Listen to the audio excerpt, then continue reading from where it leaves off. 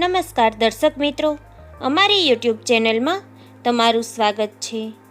હોળી પર કેમ ખવાય છે ધાણી, ખજૂર અને ચણા? ચાલો જાણીએ આ વિડીયોમાં. આપણી હિન્દુ સંસ્કૃતિમાં વિવિધ તહેવારો, ઉત્સવોનું આગવું મહત્ત્વ હોય છે. તમામની પાછળ ધાર્મિક માન્યતાઓ રહેલી હોય છે. કેટલાક તહેવારોમાં ઉપવાસ રાખવાની પણ પરંપરા હોય છે. તમને જાણીને નવાઈ લાગશે, પરંતુ તહેવારોના ઉપવાસ અને સ્વાસ્થ્યને સીધો સંબંધ રહેલો છે. હોળીના દિવસે પ્રહલાદ અને હોલિકા સાથે જોડાયેલી દંતકથાને અનુલક્ષીને સાંજે 4 રસ્તા કે ચોક પર લાકડા, છાણાનો ઢગલો કરીને હોળી પ્રગટાવવામાં આવે છે. હોળીની અગ્નિમાં ચણા, ધાણી, ખજૂર, નાળિયેર હોમી પાણી રેડીને પ્રદક્ષિણા કરવામાં આવે છે.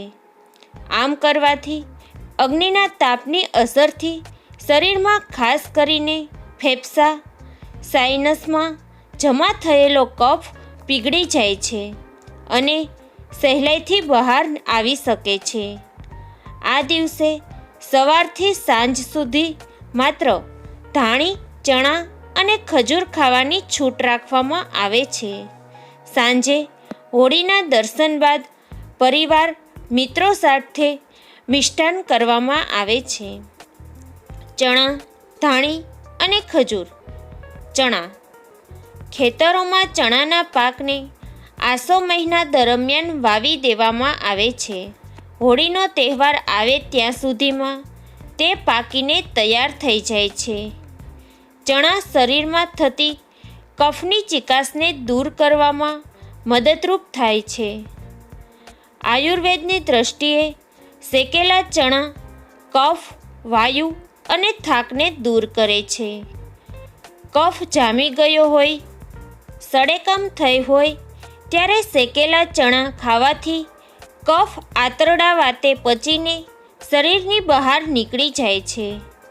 કફને કારણે મોંનો સ્વાદ બગડી જાય છે. ભૂખ ન લાગતી હોય ત્યારે પણ ચણામાં સિંધવ, મરી, લીંબુ ઉમેરીને ખાઈ શકો છો.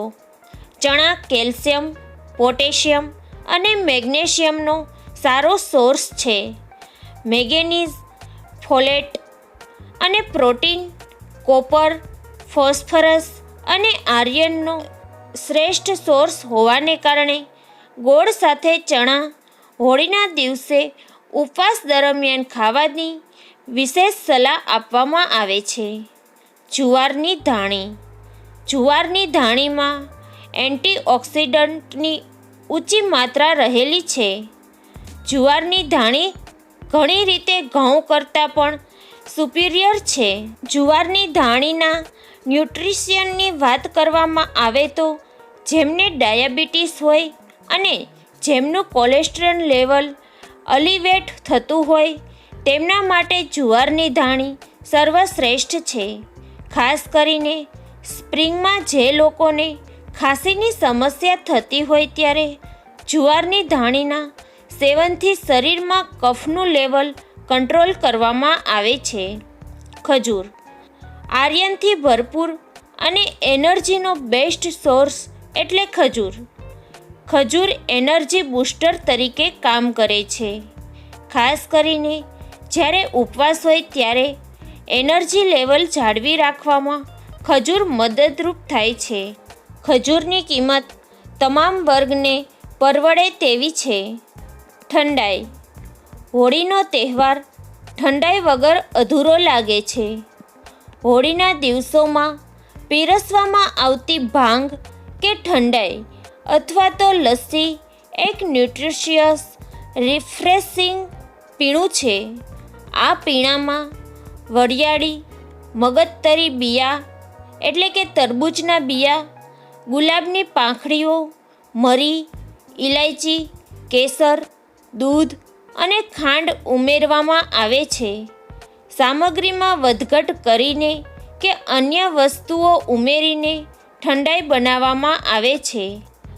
આ સિવાય ભાંગ કે ઠંડાઈમાં નટ્સ અને એરોમેટિક સ્પાઇસીસ ઉમેરવાથી એક મજેદાર રિફ્રેશિંગ પીણું તૈયાર થાય છે.